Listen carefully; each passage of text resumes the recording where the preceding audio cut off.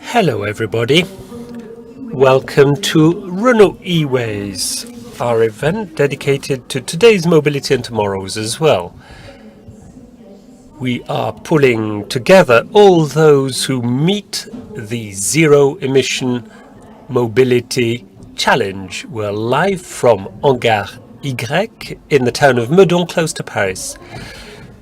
We have with us today Philippe Diviné, head of LCV strategy. How are you? Fine, thank you. Hello. And then Philippe Rosier, CEO of Symbio. How are you?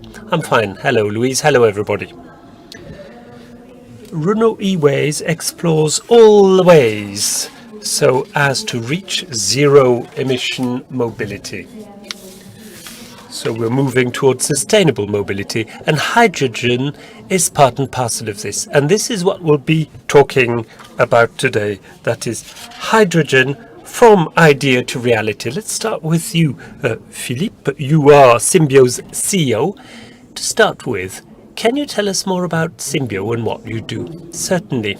Symbio is a French company which is both in the hands of Michelin and Faurecia. We're one of the world leaders in new mobility with hydrogen. We use fuel cells for tomorrow's cars.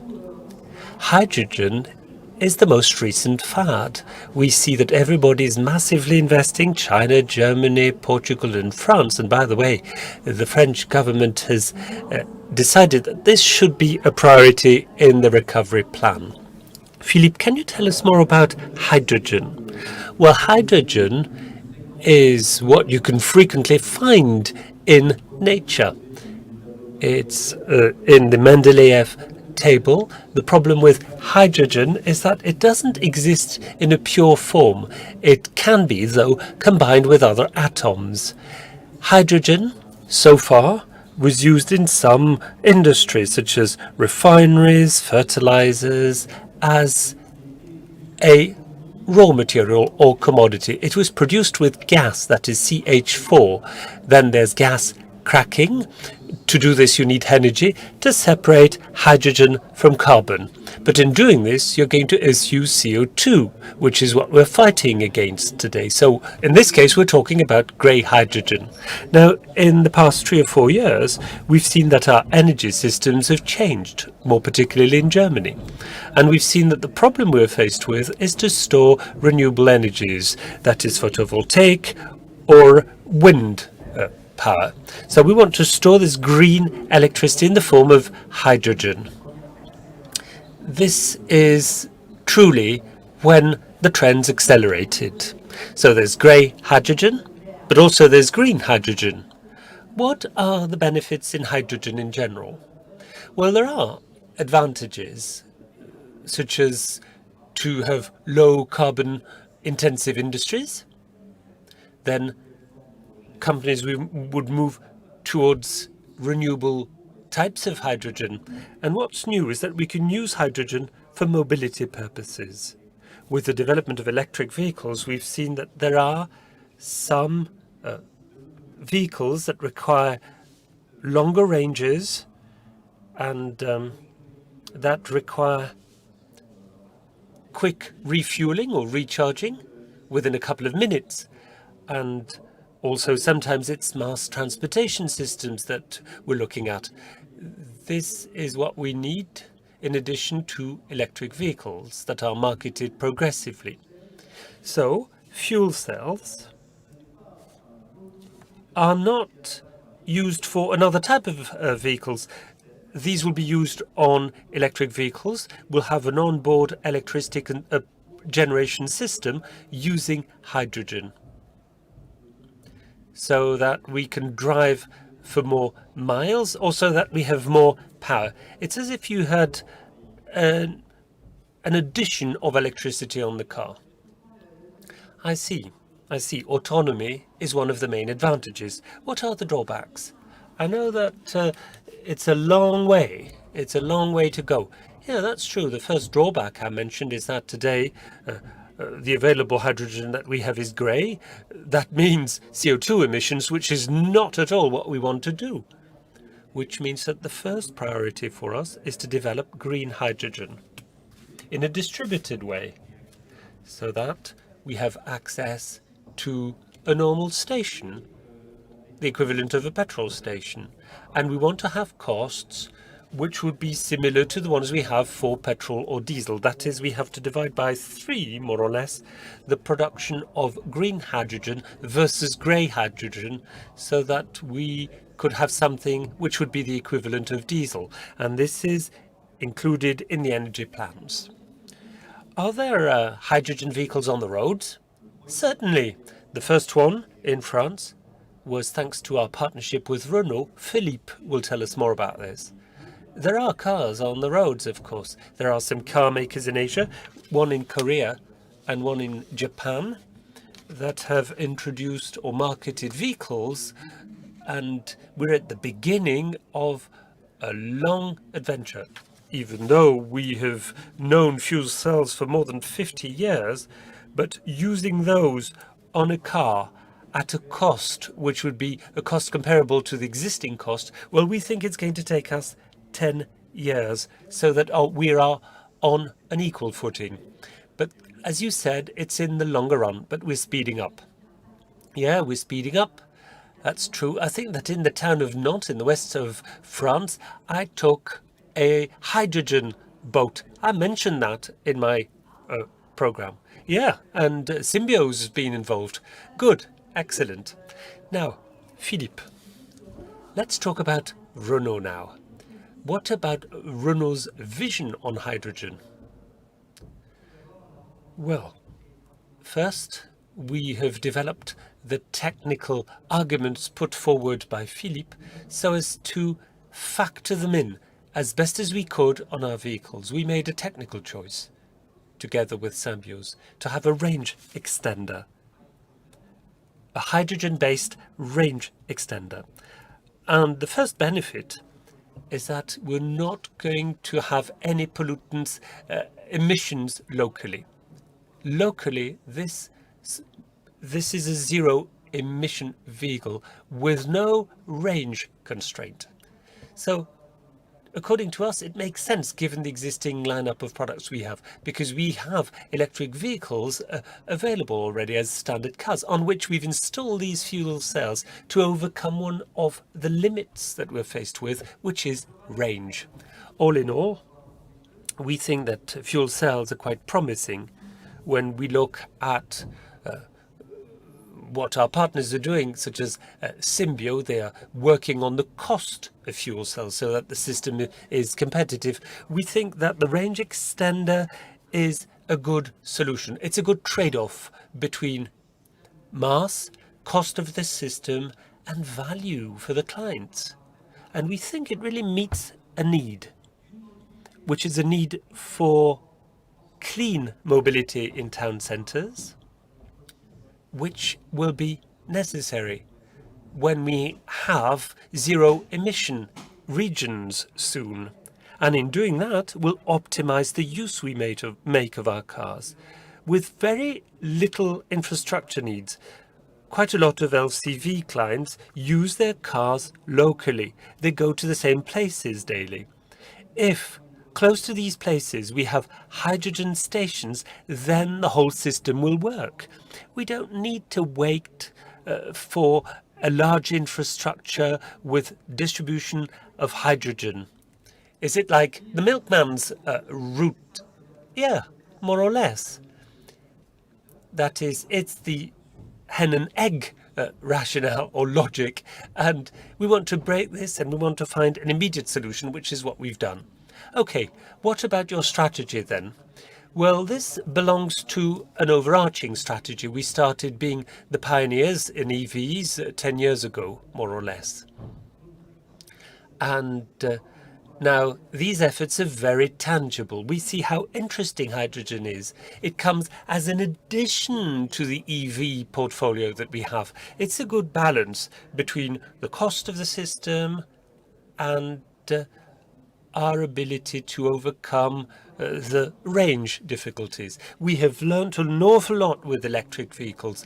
We listened to our customers, we got their feedback, we know that they're asking for new technologies. We know why and how they change and move towards our new technologies and what arguments they want to have.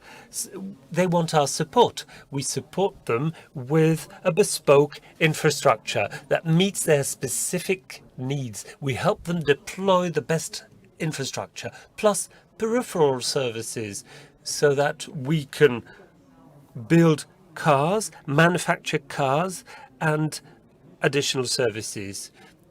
We have learned all of that. We would like to use our experience now so as to scale up, and before the end of this decade, we hope we'll be able to support the emergence of hydrogen-based clean mobility. Okay, that's all very nice, but I'd like to know more about the early stages. Is it Symbio that called Renault, or the other way around? A bit of history then.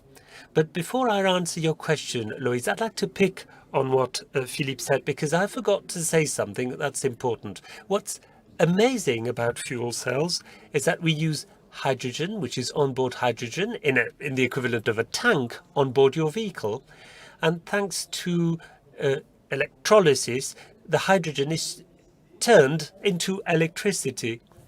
And the only thing we have as a final result is water that's emitted. So it's clean and there's no local pollution, no NOx or NOx and SOx, SOx. No NOx, no SOx, which is really good. This is amazing. And therefore, it's like having an add-on, a green source of energy and electricity. Now back to your question.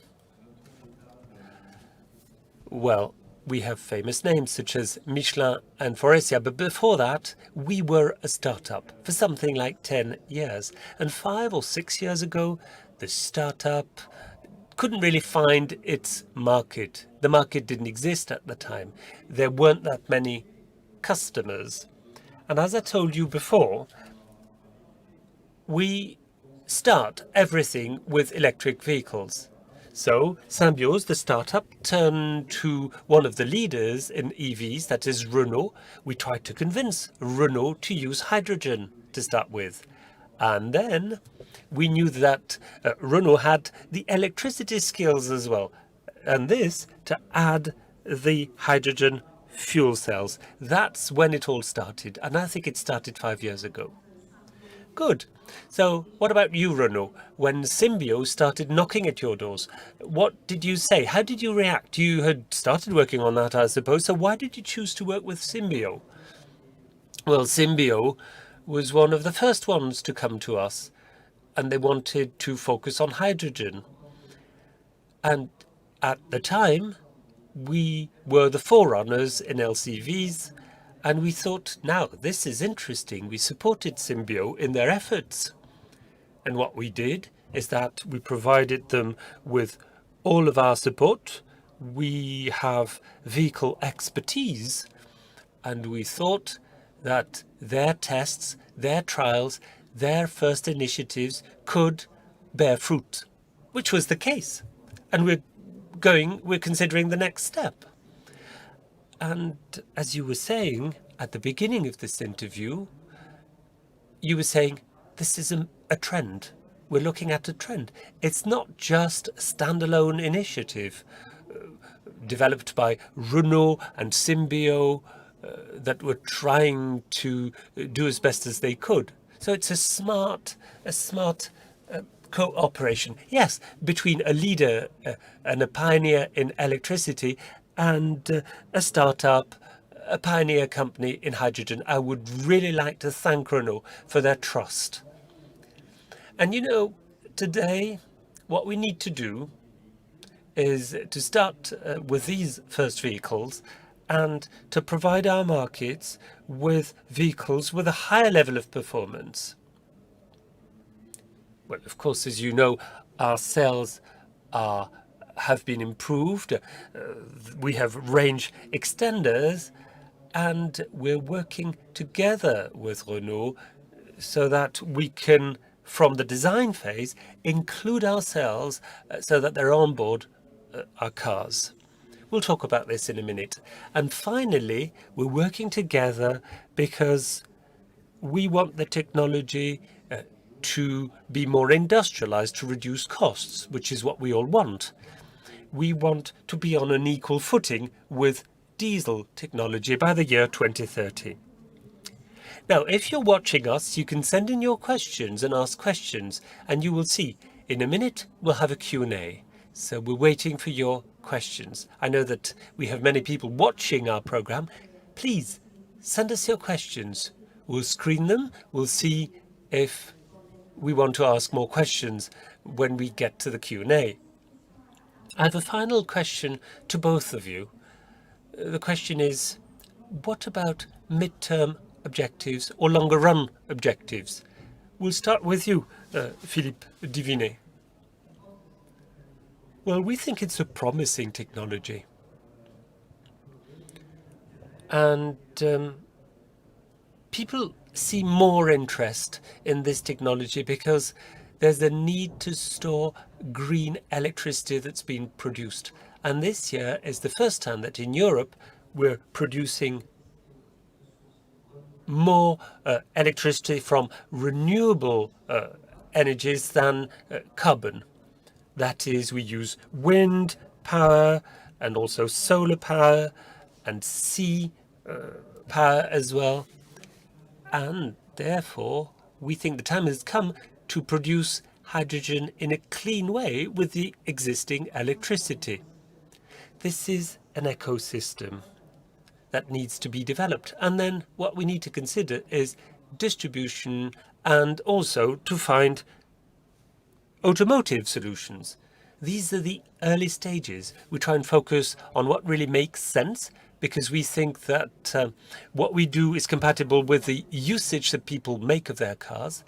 But we shouldn't be too slow because what we want is a carbon-free environment. We want to have cleaner mobility. And so that we have cleaner mobility, we need to work on our catalogue of solutions. And that's a promising solution. The key point was the volumes. We wanted to bring down the costs. And now, Philippe, when do you think we'll have the critical size in terms of volumes? When do you think this technology is going to be competitive? Well, we have an objective, which is, for the year 2030, to produce 200,000 hydrogen systems, or packs as we call them, annually. Thus, we're developing a new plant close to the town of Lyon in France that's going to open at the end of 2023 with industrial processes that will be enhanced and automated. This is our future. The short term, that's for Symbio. And then we will have to try and develop our systems on the best segments. Our strategy is to focus on companies, corporates, the professional segment. The professional segment is the segment that needs quick charging and also a good range, a good driving range. They need to sometimes carry heavy loads, heavy goods. So we're talking about lorries, LCVs, buses, trains and boats. This is what we are going to focus on in the 10 years to come. The objective is that we want to have a good production of green hydrogen, but also we want good mobility systems. We want to be on an equal footing when compared with diesel engines. That's our ambition. Of course, we're not the only players, but this is our source of motivation. We think we can make it. I know that you also rely on an ecosystem, and the ecosystem is us. What about us? When will we have hydrogen cars or hydrogen charging stations at home? Now, can I talk about the upstream part of things? And Philippe will talk about the vehicles.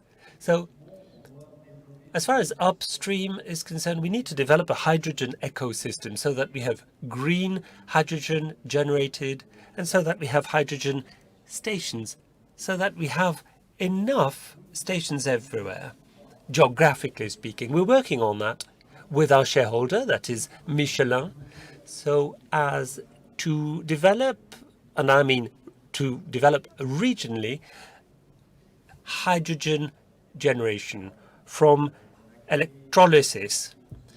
Michelin has set up a company with the Auvergne-Rhône-Alpes region, an ENGIE, so that we could produce green hydrogen regionally in the future, and so that we could have 15 service stations and a hydrogen fleet, we hope, with many Renault cars, we hope, so that we can trigger the trend.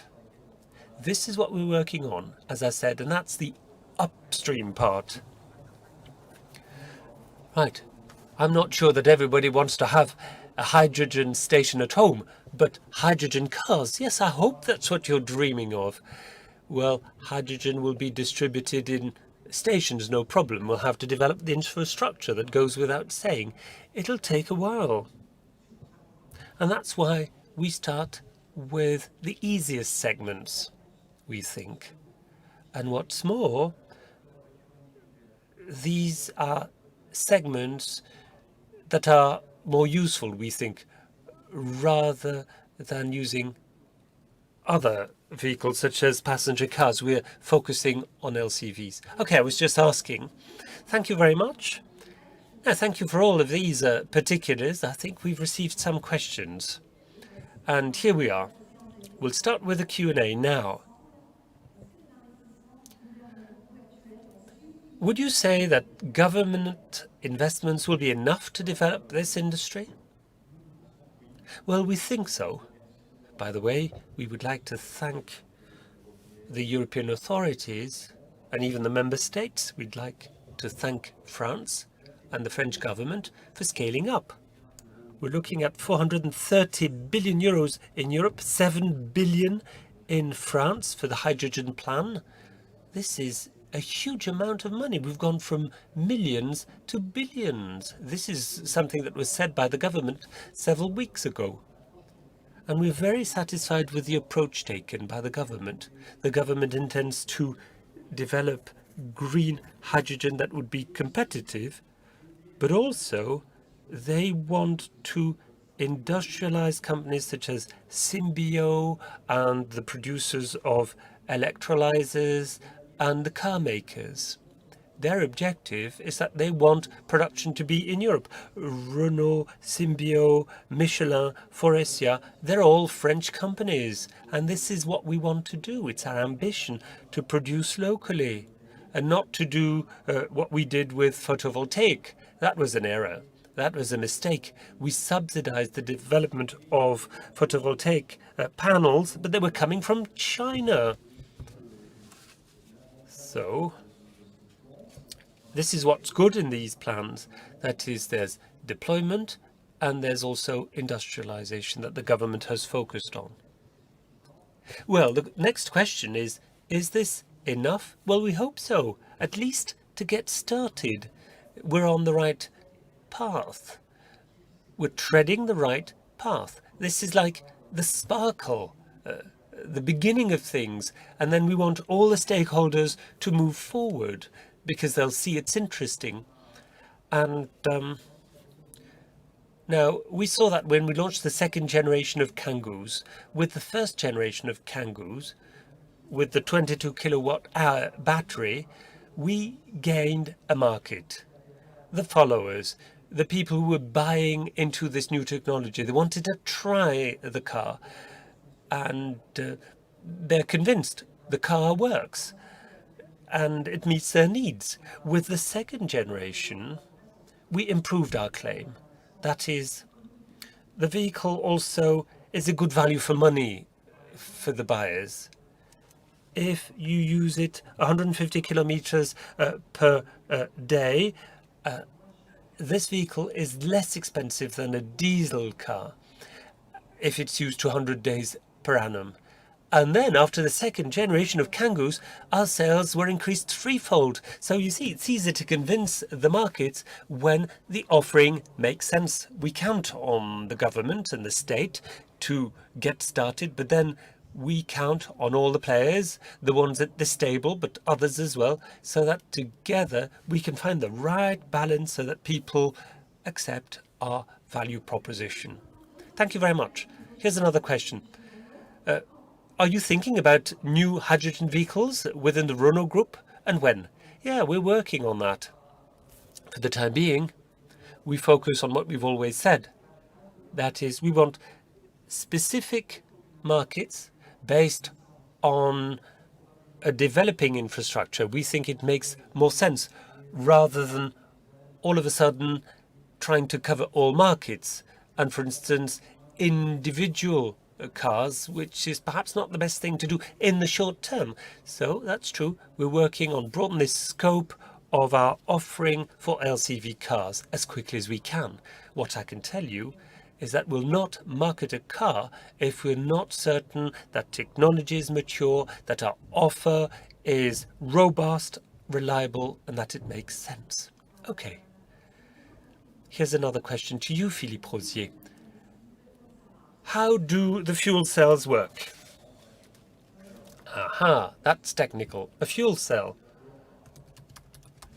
is like a layering of bipolar plates with catalysts, membranes. Sorry, Eloise, that's going to be technical, but the objective is to have electrochemical reactions, which is what you have in a battery or a cell, to transform hydrogen into electrons. And then, on the other hand, we are going to inject air, therefore oxygen, and oxygen will react with hydrogen to produce water. That's really in the middle, if I can say, but there's a whole system around that so that the cell works well. There's the tank, the hydrogen tank. For 700 kilometers, that's the range, you need 10 kilos of gaseous hydrogen under pressure, 350 or 700 bars, which will go from the pump to your tank and from the tank to the cell. It's very much like the combustion engine that you have at present.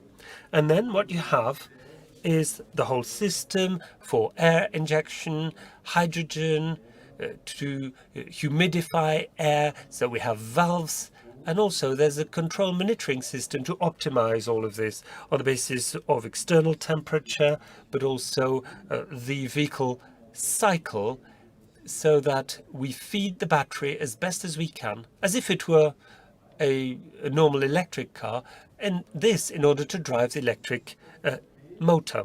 This is the full system. Now our shareholder, Faurecia, is producing the tank, the hydrogen tank, and Symbio is in charge of the rest. Well, that was crystal clear. Thank you very much. Here's another question. These cars are still very expensive. How can we lower the cost of hydrogen cars? Well, a couple of things. That's true, they're expensive, but when we scale up, that's going to help us. But also, it all depends on the technical solution. And this is why we supported Symbio's proposal to start with. That is a standard electric vehicle with a relatively small battery.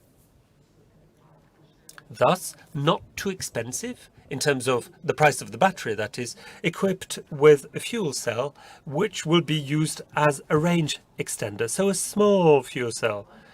Let me give you an example. The first Kangoos had a 22 kilowatt hour battery, not much, therefore, compared to the standard. Today we can have cars with 50 or 80 or 100 kilowatt hours, so a small battery and a fuel cell of 5 kilowatt only. But that was enough. That was enough for people to drive in the town centre.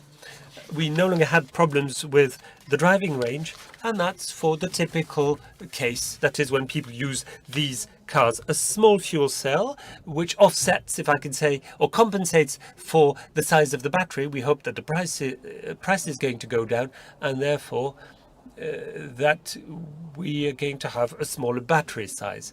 Okay, we have more questions again. What about Zoe, VPP and cargo extended range H2? Do we have this for the fleets? No, not today. Not today. Okay, good, thank you. Next question. Maybe we can talk about the Master? Yeah, that's true. Master is the other vehicle we're working on.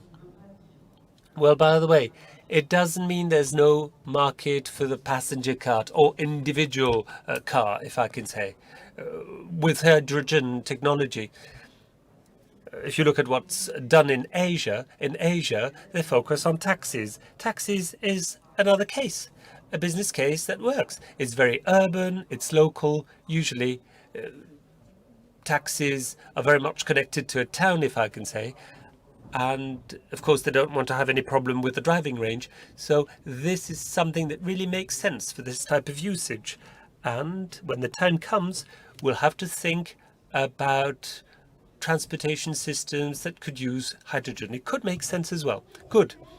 What do we need to do so that people trust H2 technology for daily usage? Well, we need to standardize things. The systems have to be quality systems for day use. Users should have the impression that this is like any other car, the car they're driving today, but there will be benefits in terms of protecting the planet. We have to bring down the price so that in the eyes of people, it's the equivalent of any other car or even less expensive, and we have to continue and innovate, which is what Renault is doing, which is what we are doing, so that we have better systems all the time. Here's another question. It's twofold. Could we say that given the size of the hydrogen tank, we have less roominess on our cars? And second question, does that mean that the smaller cars like Zoe cannot use hydrogen? To answer the first part of the question, the answer is no. That is, it's more or less the size of a classic tank. So it's below the cabin and it's optimized. And that's why we need to design this in the early stages so that it's optimized. Now, to answer the second question, that's for passenger cars, the Zoe car, well, it's simple, you see. Hydrogen today comes, as I said, in addition to electric vehicles. It's not an alternative. It's a system thanks to which we can improve some use cases. If you take a lorry or a truck, and they would need 10 or 20 tons of battery today on the truck to have enough driving range. It's impossible today.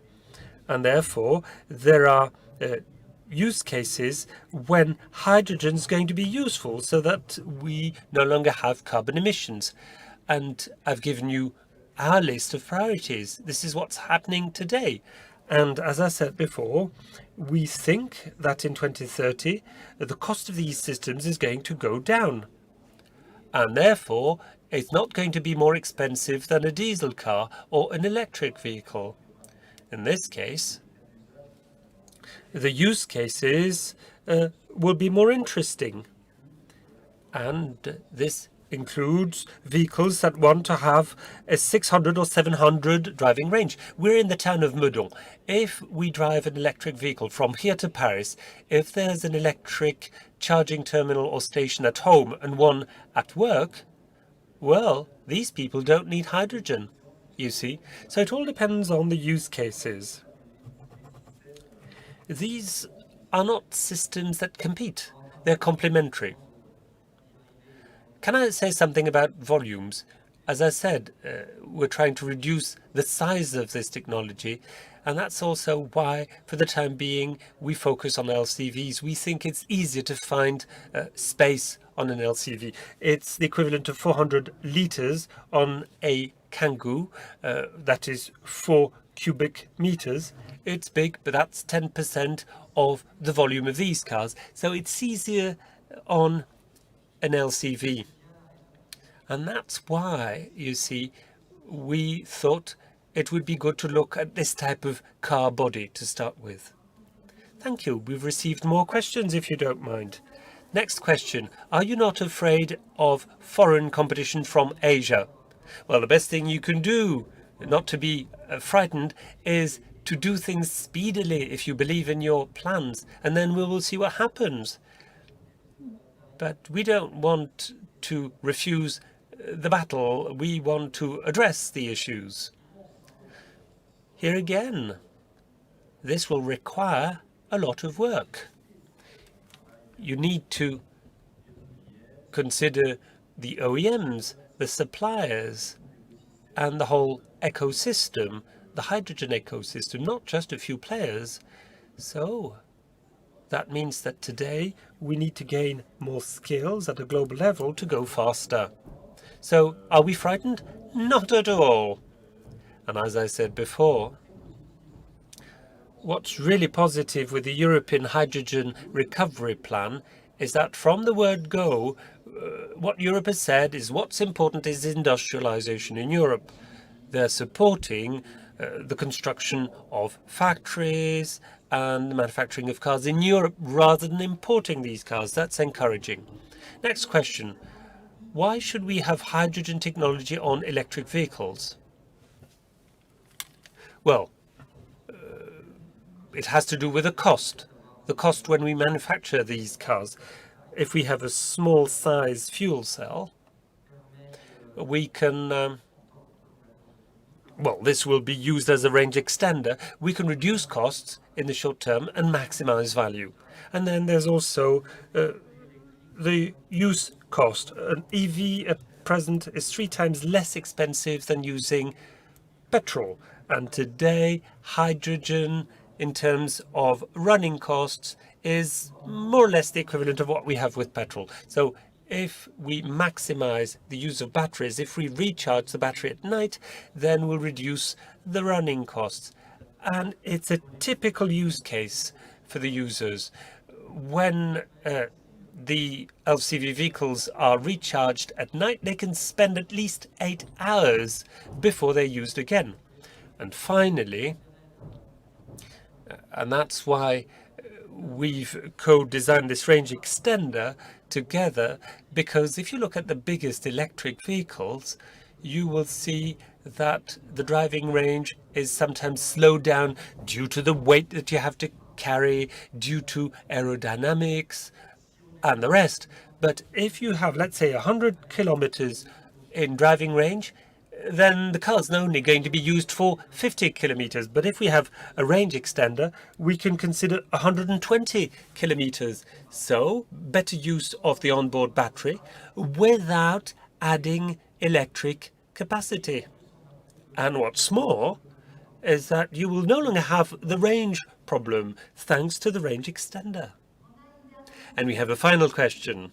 I asked you the question before. Maybe the person was not watching or listening to us at that moment. Here again, when will we have hydrogen vehicles? Well, Philippe has mentioned the taxis, fleets of taxis. There's a fleet in France for the time being, not the Renault cars, but in Paris there's a fleet of vehicles and they use hydrogen technology. That's a Japanese car maker. So applications will develop. In the US, for instance, there are pickup trucks. The vehicles that they use today are moving towards hydrogen technology as well. So there will be some applications. What people want is a good driving range. They want quick charging. They want power. And for that, you need hydrogen. Well, this is it, gentlemen. We've had our Q&A. Thank you for watching. Thank you for listening. Thank you for being with us.